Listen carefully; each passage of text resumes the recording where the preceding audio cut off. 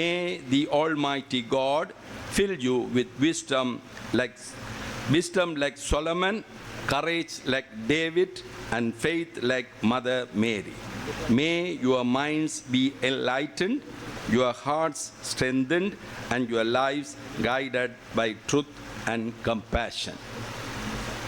சகோதரங்களே, நீங்கள் சொலமனைப் போல ஞானத்திலும் டேவிட்டை போல உறுதியான மனநிலையோடு வாழ்வர்களாகவும், அதாவது அஞ்சாமல் எங்களுடைய நோக்கத்தை நிறைவேற்றுகின்றவர்களாக இருக்க வேண்டும் என்றும், அன்னை மரியாளைப் போல நம்பிக்கையில் விசுவாசத்தில் உறுதியாக இருக்கின்றவர்களாகவும் மாறுகின்ற பொழுது எங்களுடைய கல்லூரியுடைய எதிர்காலமும் ஒவ்வொரு மாணவனுடைய எதிர்காலமும் சிறந்ததாக இருக்கும். எனவே இன்றைய நாளிலே உங்களுடைய கல்வி